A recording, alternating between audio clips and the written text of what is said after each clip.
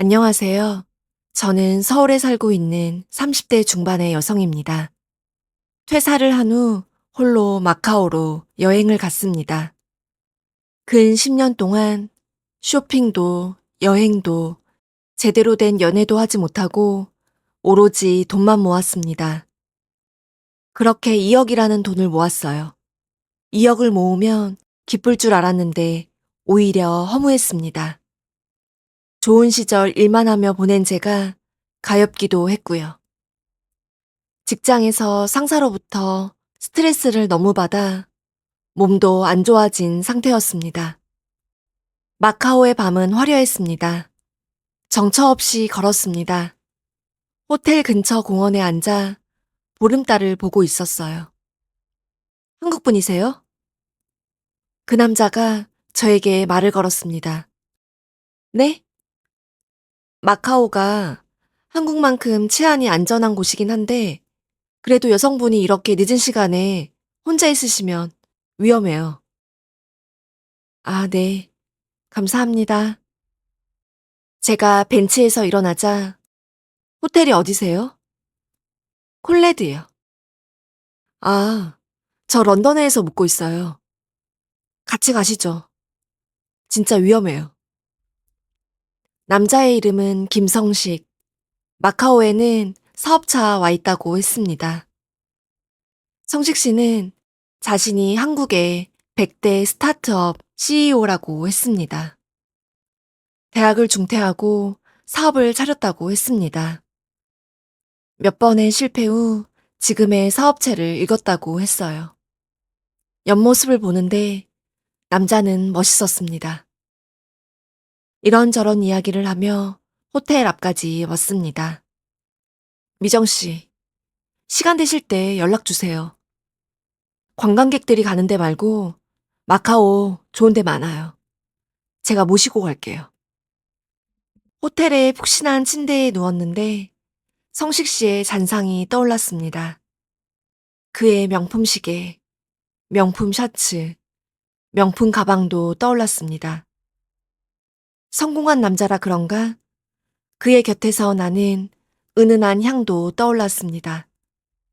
인터넷을 검색해 보니까 진짜로 한국을 빛낸 스타트업 백인의 성식 씨 얼굴이 보였습니다. 그 다음날 성식 씨에게 연락을 했어요. 그런데 답장이 없었습니다. 괜히 서운하고 기분이 나빴어요. 호텔에만 있을 수 없어 택시를 타고 화재로 90%가 타버렸다는 성당으로 갔습니다. 멋진 성당을 보고 있었지만 혼자 여행은 외롭더군요. 그 다음날 성식 씨에게 연락이 왔습니다. 중요한 미팅이 갑자기 잡혀서 어제 연락을 못했다고 하더군요. 맛있는 음식을 대접할 기회를 달라고 했습니다. 성식 씨와 함께 택시를 타고 어디론가 향했습니다. 바닷가가 보이는 조용한 마을이었어요. 미정 씨, 저 마카오에서 외로웠거든요. 사업이라는 게 냉철해야 하고 계산적이어야 하니까 마음 둘 데가 없더라고요. 그런데 미정 씨하고 이렇게 있으니까 마음이 따뜻해져요. 성식 씨가 제 손을 잡았습니다. 저는 그 손을 뿌리치지 않았어요. 타이파 지역으로 돌아와 미슐랭 레스토랑에서 식사를 했습니다. 자본주의 웃음을 곁들인 웨이터들에게 극진한 대접을 받으니 제가 마치 공주가 된 기분이었어요. 성식 씨는 자신의 호텔방을 제게 보여준다고 했습니다. 114평의 스위트룸이라고 했어요. 마카오는 도박하는 도시라 다른 나라에 비해 호텔이 싸다고는 들었지만 제 수준으로는 묵을 수 없는 가격이었습니다. 처음 본 남자의 호텔방을 따라가는 게 무섭기도 했지만 넓고 넓은 스위트룸을 꼭 보고 싶었어요. 그 스위트룸에서 성식 씨와 저는 와인을 마시며 그 밤을 보냈습니다. 그날 이후 저는 아예 성식 씨의 스위트룸으로 짐을 옮겼습니다. 그 며칠 사이 그는 제 남자친구가 되었고 저는 그의 여자친구가 되었습니다. 성식 씨는 호텔 쇼핑몰에서 명품 가방을 사주었습니다. 또 신용카드도 주었어요. 자신이 일을 하는 동안 맛있는 것도 먹고 쇼핑을 하라고 말이에요. 출국일이 다가왔지만 마카오에 머물기로 결심했습니다. 성식 씨가 돈은 다 대주니 일단 마카오의 삶을 만끽하고 싶었어요. 그런데 날이 갈수록 성식 씨와 연락이 안 되는 날이 많아졌습니다. 그 넓은 스위트룸에서 홀로 성식 씨를 기다리는 제가 비참하게 여겨지기도 했어요. 미정아, 나 한 번에 두 개는 못하는 사람이야. 사업 관련된 일로 연락 안 돼도 이해해줘라. 성식 씨는 제게 명품 목걸이를 걸어주며 말했습니다. 저는 성식 씨를 안았고 성식 씨도 저를 안았습니다. 저는 그를 사랑하게 되었고 그도 저를 사랑한다고 말했어요. 그러던 어느 날이었습니다. 여느 날처럼 성식 씨와 연락이 되질 않았습니다. 이제는 익숙해져 그러려니 했어요. 저는 다른 호텔의 카지노로 놀러 갔습니다. 그런데 사업 미팅이 있다던 성식 씨는 그곳에서 도박을 하고 있었습니다. 지금까지 본 성식 씨의 분위기와는 달랐어요. 딜러가 성식 씨에게 카드를 주었습니다. 어차피 카드를 빨리 까든 천천히 까든 같은 결과일 텐데 성식 씨는 그 카드에 자기의 모든 운명이 걸렸다는 듯 온 우주의 힘을 모아 카드패를 아주 조심스럽게 까더군요. 딜러가 성식 씨의 베팅한 칩을 가져갔고 성식 씨는 가방에서 홍콩 달러를 꺼내 딜러에게 던졌습니다. 무표정의 딜러가 기계적으로 성식 씨에게 칩을 건넸습니다. 성식 씨. 그제야 성식 씨는 저를 봤지만 그것도 잠시였습니다. 그는 다시 베팅한 테이블의 숫자를 노려보았습니다. 성식 씨. 성식 씨의 어깨를 흔들자 조용히 안 해? 저는 너무 놀라 더 이상 성식 씨에게 아무 말도 하지 못했습니다. 그 후로도 성식 씨는 게임에 연달아졌고 그날의 판돈을 다 잃고 나서야 테이블에서 일어났습니다. 저는 호텔로 돌아와 캐리어에 짐을 쌌습니다. 지금까지 연락이 안 된 게 비즈니스를 한 게 아니라 도박을 했던 것이 분명했습니다. 잠시 후 성식 씨가 들어오더군요. 미정아, 나 한국 가려고요. 미정아, 아까는 미안했어. 내가 판돈을 잃어서 정신이 나가버렸나 봐. 미안하다. 당신 사업하는 사람이 아니라 도박꾼인 거예요? 도박꾼이라니 오늘 처음 해본 거야. 사업이 내 맘대로 안 되니까 오늘 처음 했다고. 도저히 성식 씨를 믿을 수 없었습니다. 다시 짐을 싸자 성식 씨가 제 손을 잡았습니다. 미정아, 그래 고백할게. 사업에 지칠 때마다 가끔 도박했어.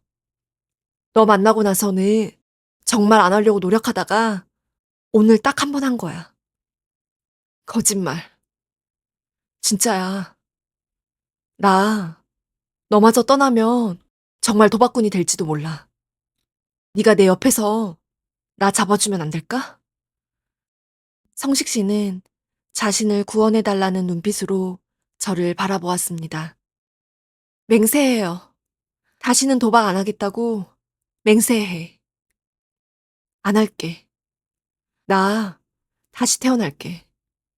더 이상은 도박 안 할게. 성식 씨가 저를 안았습니다. 싸움 이후의 포옹은 뜨겁더군요. 그러나 이미 저에게 모든 걸 들킨 성식 씨는 낮이고 밤이고 카지노로 향했습니다. 저는 눈물로 다시는 도박을 하지 말라고 호소도 했고, 이럴 거면 한국에 가버리겠다고 협박도 했습니다. 그럴 때마다 성식 씨는 다시는 안 하겠다고 맹세를 했습니다. 그러나 또다시 도박을 했고, 저희는 또다시 싸웠고, 또다시 화해했습니다. 그러던 어느 날 침대에서 자고 있는데 하우스키퍼가 들어왔습니다. 짐을 빼야 한다고 했습니다. 체크아웃 시간이라고요. 저는 영문도 모르고 자다가 호텔방에서 쫓겨났습니다. 알고 보니 카지노에는 도박꾼들에게 호텔룸을 제공하는 프로그램이 있더군요. 이 도박꾼이 우리 카지노에서 얼마나 돈을 잃겠다 계산을 한 후에 방 배정이 이뤄지는 듯 했습니다. 방을 쫓겨났다는 건 성식 씨가 빈털터리가 됐다는 뜻이었습니다. 할 수 없이 제 돈으로 그 호텔의 가장 싼 방으로 이동했습니다. 미정아, 상황이 이렇게 돼서 너무 미안한데 딱 1,000만 원만 빌려주라. 거래처 어음을 막아야 하는데 자금이 막혀서 그래. 내가 바본 줄 알아요?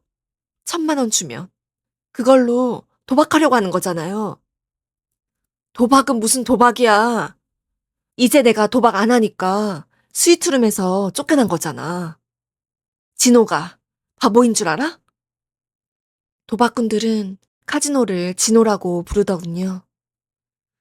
나 당장 1,000만 원 없으면 지금까지 읽어놨던 사업 다 무너져. 그럼 미정이 너랑 결혼식도 못 올려. 저는 놀랐습니다. 30 중반의 나이, 친구들은 하나둘씩 결혼하고 외로웠습니다. 2억을 모았지만 이 돈이 무슨 소용있나 싶은 마음도 들었어요. 그런데 지금 성식 씨의 입에서 결혼이라는 말이 나왔습니다. 미정아, 나 너한테 진심이다. 저는 성식 씨에게 1,000만 원을 빌려줬습니다. 그런데 며칠 뒤 2,000만 원으로 갚아주더군요. 미정아, 2,000만 원만 한 번만 더 빌려주라. 갈등이 됐지만 이미 1,000만 원은 꽁돈이기에 더 쉬운 마음으로 빌려주었습니다. 며칠 뒤 2,000만 원은 4,000만 원이 되어 돌아왔습니다. 미정아, 이번에는 좀 큰 돈이 필요해. 이번 투자가 잘 되면 우리 회사 나스닥에 상장될 수도 있어. 나스닥에? 얼마가 필요한데? 2억. 저는 놀랐습니다. 제 수중에 2억이 있다는 걸 성식 씨는 어떻게 안 걸까요? 이번 것만 잘 되면 우리 마카오 말고 라스베가스에서 결혼식 올릴 수 있어. 2억 빌려주면 그 돈으로 도박하는 건 아니지? 사업에 투자하는 거지? 미정아, 왜 날 못 믿어? 도박 끊은 지가 언젠데. 2억이라는 큰 돈을 ATM에서 한 번에 인출하면 한국은행이나 마카오은행에 걸릴 수도 있다고 했습니다. 범죄 모방이 있을 수 있어 돈을 어떤 방식으로 성식 씨에게 전달했는지는 말씀드리지 않겠습니다. 어찌어찌하여 저는 피 같은 제 돈 2억을 성식 씨에게 넘겼습니다. 우리 엄마도 날 믿어주지 않았어. 날 믿어주는 건 미정이 너뿐이다. 사랑해. 성식 씨가 저를 안아줬습니다. 나도 성식 씨 사랑해. 그런데 성식 씨는 그날 이후 돌아오지 않았습니다. 처음에는 늘상 있는 일이라고 생각했습니다. 연락이 안 된 지 5일째가 넘어가자 그제야 의심이 들기 시작했습니다. 마카오에 있는 모든 카지노를 뒤졌습니다. 핸드폰으로 성식 씨 사진을 보여주며 이 사람 아는 사람이냐고 미친 여자처럼 아무나 붙잡고 물었습니다. 1달, 2달 그렇게 마카오를 뒤졌지만 성식 씨는 보이지 않았습니다. 어느 한국분이 제게 다가오셨습니다. 그분은 호텔 카지노와 도박꾼을 이어주는 에이전트에서 일한다고 했습니다. 이 사람 이 바닥에서 유명해요. 이 남자한테 돈 뜯긴 여자가 한둘이 아니에요. 여자분이 지치고 지쳐서 마카오 떠날 즈음에 다시 마카오 진호로 돌아올 겁니다. 그 전까지는 필리핀이나 캄보디아 진호에서 기웃거릴 거예요. 아니면 라스베가스 진호로 가려나? 경찰에 신고를 했지만 돈에 이체 내역이 없기 때문에 도와줄 수 없다고 했습니다. 성식 씨가 사주었던 명품들을 팔아 라스베가스로 갔습니다. 그곳 카지노도 다 뒤졌지만 그 사람은 보이지 않았어요. 낯선 사람이 말을 걸면 괜히 무서웠습니다. 이제는 더 이상 사람을 믿을 수 없었어요. 캄보디아와 필리핀 카지노도 뒤지고 싶었지만 그럴 에너지도 용기도 없었습니다. 저는 결국 제 돈 2억을 잃고 한국으로 돌아왔습니다. 다시 취업을 해 돈을 벌고 있습니다. 부모님께도 친구들에게도 이 사실을 말하지 못하고 있습니다. 남자에게 사기당한 제가 너무 증오스럽고 미울 뿐입니다. 지금까지 제 이야기를 들어주셔서 감사합니다.